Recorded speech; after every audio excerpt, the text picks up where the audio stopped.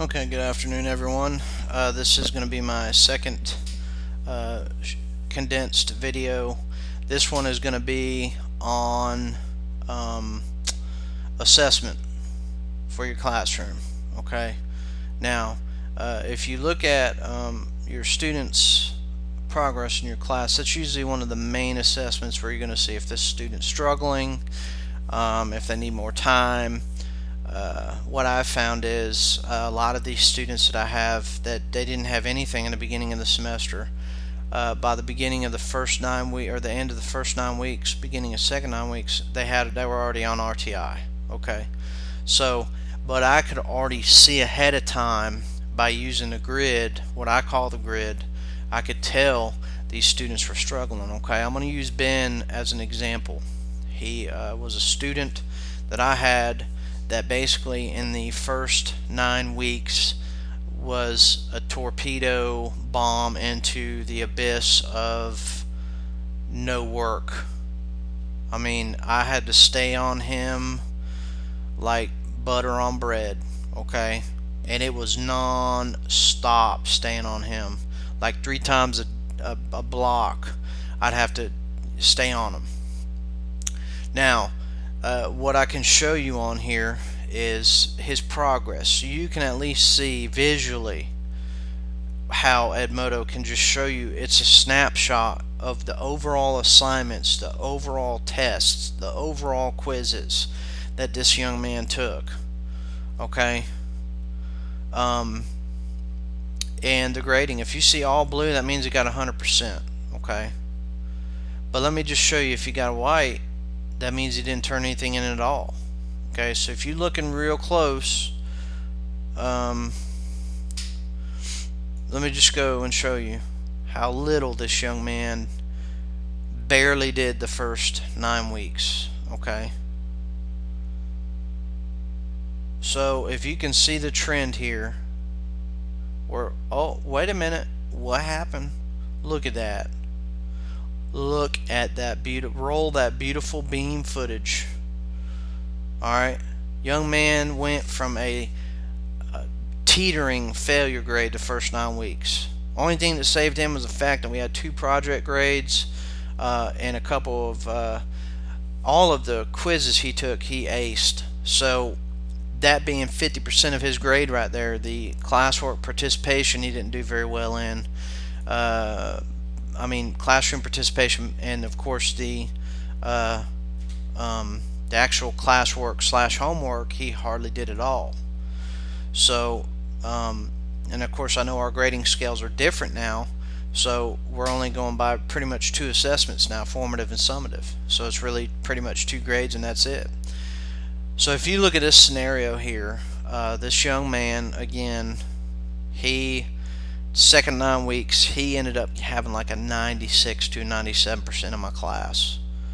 Blew it out of the water. Okay, and it was because I looked at all of his assignments. The young man had roughly 30 to 40 zeros in my class, and I allowed him to crash time and get as many of them done as possible when he got partial credit. And that's what saved him that first 9 weeks. But in doing that and having that conversation with him, it made him rise above, right? Rise up like some Atlanta Falcons, Samuel L. Jackson style. So he's one of my success stories, but I can show you here, very simply put, this is a visual representation of the progress of your students. If you just click on their name, now you can use the overall progress grid. I don't like doing that though, because right now you can't really tell, because they've either got all hundreds or they've got zeros. Okay, now these blank ones, they are what they are, and they'll eventually, I'll put zeros in for all those. Not that it matters, because the first semester is over with anyways. But basically, if you're looking at the grid, that first 2 weeks of school, you're going to see that heartbeat looking grid lines where some of the kids are turning stuff in immediately and the other ones haven't turned hardly anything in.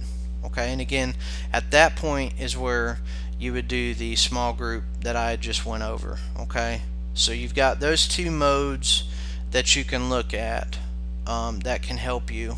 The other thing I like is the actual quiz monitor itself, so you can actually look at a quiz that students have taken, and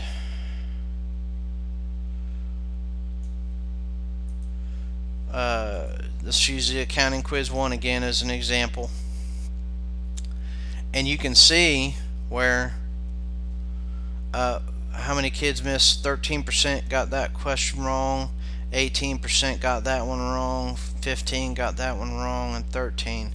Now this is one of the short answer ones, and the 90% got it right. Okay, so it's just a different looking color. For the most part, you're going to see green. Green is good. Okay, if you see a question on one of your quizzes that you have and it's like 70% red, then you might want to reassess either how you did the question, or did you cover the material sufficiently enough for them to learn that particular skill. Okay, I like that part. Okay, I really like the fact that you can do that, and it shows you, it gives you a visual representation again of the number of questions and who got what wrong. Okay, so but just again, this is good information for you on the assessment side of things. You can basically look at your overall scores on the question breakdown, and then of course you can look at your students in particular and see what they did good or bad on. Okay, and again, you had the grid lines that I was showing you.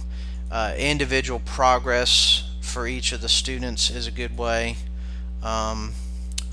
Dawson here, you can see where he's, he had his moments where he didn't turn the work in, and he had other moments pretty much where he did good.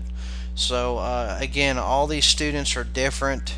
Obviously they're tailored differently. It's all kinds of different learning styles, but hopefully this tidbit of information can help you with that portion of your TEKS where you have an assessment measurement. The other thing I can tell you real quick is you can also do polls that can show a blueprint of where your kids are at. You could ask a poll as a a summative on whether or not they know the information, like have a poll question on what the right answer is and have 3 other answers that aren't right, and see the baseline of what your kids knowledge is coming into the class. That kind of stuff is so easy to do that you can get it done, and kids don't even know they're doing that. They don't even know that they're actually doing an assessment. Alright, and you get a good picture of where overall your class is, because if 89% of your kids got the answer wrong, then you know the baseline knowledge for that particular area, that particular standard or whatever it may be, needs to be covered. Okay, a little bit more than other areas where maybe you had 80% get the right answer. So again, hopefully I'm just trying to give you as much information as I possibly can and not have it too confusing. So again, if you have any questions or need any help with anything, just give me a holler. Thanks.